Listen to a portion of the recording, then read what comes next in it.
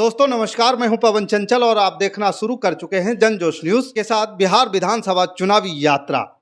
दोस्तों बिहार में विधानसभा का चुनाव अक्टूबर-नवंबर के महीने में होने वाली है। एनडीए और महागठबंधन के बीच घमासान टक्कर होगी। आजादी के बाद से गठन की गई अत्रि विधानसभा सीट पर पहला विधायक यादव जाति का बना, जिनका नाम था रामेश्वर प्रसाद यादव।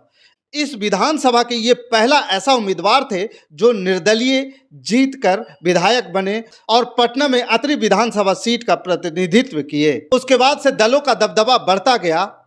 1956 से 1990 तक राजपूत और भूमिहारों का दबदबा रहा। 1995 से लगातार अभी तक जो है, यानी कि 2020 तक जो है, जितने भी जीतने वाले लोग हैं वो सारे के सारे यादव जाति से हैं। या कहें 1995 के बाद से लगातार अत्रि विधानसभा में यादवों का कब्जा है। अब 2025 में कौन जीतेगा, यह सबसे बड़ा सवाल है। इसी सवाल का जवाब आज हम ढूंढेंगे। दोस्तों अत्रि विधानसभा क्षेत्र को राजद का गढ़ माना जाता है, राजद का किला के रूप में देखा जाता है। राष्ट्रीय जनता दल का मजबूत किला है जिसे तोड़ना इतना आसान नहीं है। अत्रि विधानसभा क्षेत्र का क्या है जातीय समीकरण, क्या है चुनावी मुद्दा, आम लोगों के भीतर क्या है सवाल जिसको लेकर के आने वाले विधानसभा में वोट का चोट करने वाले हैं, इसका चुनावी इतिहास, सामाजिक, आर्थिक और राजनीतिक विकास का ढांचा कैसा है, जिसे आप समझेंगे तो समझ में आएगा कि यहाँ से आगे कौन जीतेगा। अत्रि मुख्य रूप से ग्रामीण क्षेत्र है जहाँ कृषि और कृषि संबंधित गतिविधियाँ अर्थव्यवस्था का मुख्य आधार है। यहाँ सामाजिक और आर्थिक मुद्दे जैसे भूमि सुधार, रोजगार और बुनियादी ढांचे पलायन चुनावों में महत्वपूर्ण भूमिका निभाते हैं। अब आगे समझते हैं अत्रि विधानसभा सीट का राजनीतिक इतिहास क्या है। अत्रि विधानसभा सीट पर 1951 में पहला चुनाव हुआ था और निर्दलीय प्रत्याशी रामेश्वर प्रसाद यादव जीतने में कामयाब हुए थे। इसके बाद 1956 और 1962 में कांग्रेस के टिकट पर शिवरत्न सिंह जीते। 1967 के चुनाव में किशोरी प्रसाद जीती और 1969 में बाबूलाल सिंह, 1972 में महेश्वर प्रसाद सिंह जीते और 1988 में जनता पार्टी के टिकट पर मुंद्रिका सिंह जीती। 1980 में कांग्रेस के टिकट पर सुरेंद्र प्रसाद जीते। 1985 और 1990 में कांग्रेस के टिकट पर रंजीत सिंह जीते। 1995 में जनता दल के टिकट पर राजेंद्र प्रसाद जीते और इसके बाद से दबदबा आरजेडी का बढ़ता गया। इसके बाद राजेंद्र प्रसाद लगातार 3 बार जीते। 1995, 2000 और 2005 फरवरी में वहां से विधायक रहे। अक्टूबर 2005 में हुए दोबारा चुनाव में आरजेडी की कुंती देवी यादव जीती। 2010 में जदयू के कृष्णनंदन यादव जीते। कुंती देवी यादव ने 2015 में फिर वापसी की और आरजेडी के टिकट पर जीतकर विधानसभा पहुंची। दोस्तों शुरुआती दशक में 1952 से 1970 तक कांग्रेस का दबदबा रहा, लेकिन समाजवादी और जनसंघ जैसे दल धीरे धीरे उभरने लगे थे। दोस्तों आपको बता दें कि 2020 में जदयू नेत्री मनोरमा देवी ने राजद को जबरदस्त टक्कर दी थी, लेकिन चिराग पासवान 2020 में नीतीश के विरोध में राजनीति की धारा में बहने लगे और जिसके कारण पूरे बिहार में जदयू के विरोध में उम्मीदवार उतारा था, जिसके चलते मनोरमा देवी को बड़ा झटका लगा। मनोरमा देवी अपना पूरा काम कर चुकी थी, लेकिन चिराग की ढूल मूल नीति का खामियाजा जो है मनोरमा देवी को भुगतना पड़ा और चिराग की यही नीति मनोरमा देवी को हार की तरफ धकेल दिया।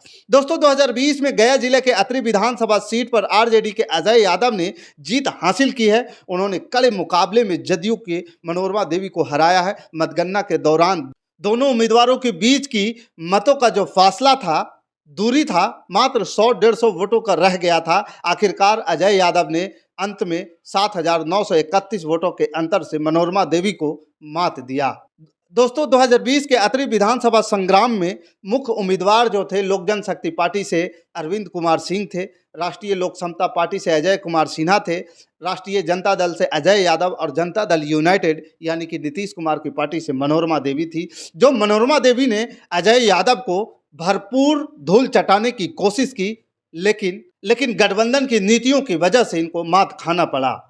इस चुनाव में आरजेडी को 36.55% वोट मिले, जबकि जदयू को 31.93% मत प्राप्त हुए।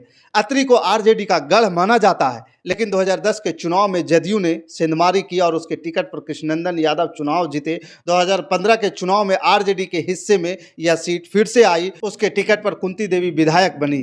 1970 से 1990 तक जनता पार्टी, जनता दल और सामाजिक न्याय की राजनीति ने क्षेत्र को प्रभावित किया और 1990 से 2000 तक आरजेडी का उदय और सामाजिक समीकरणों यानी कि यादव, दलित और अन्य पिछड़ा वर्ग का प्रभाव बढ़ा।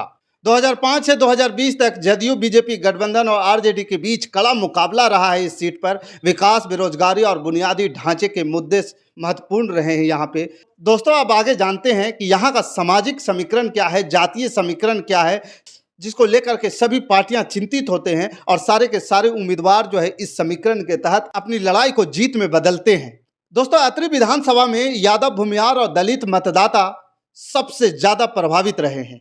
अत्रि विधानसभा क्षेत्र में यादव, भूमिहार, दलित मतदाता जो है परिणामों को प्रभावित करते हैं और ये यादव और दलित अगर जहां पे समीकरण एक साथ फिट बैठ गया तो फिर आरजेडी का समीकरण कोई नहीं तोड़ सकता है।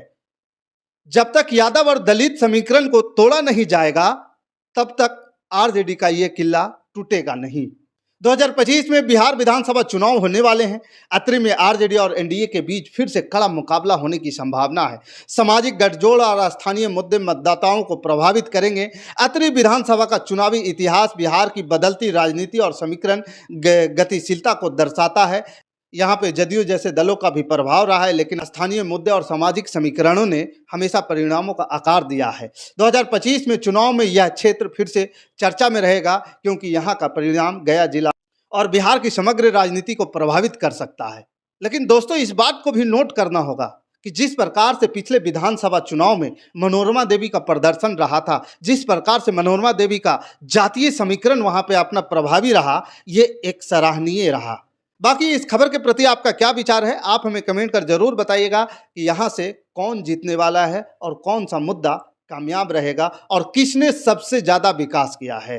हमारे साथ बने रहने के लिए धन्यवाद। जय हिंद, जय भारत।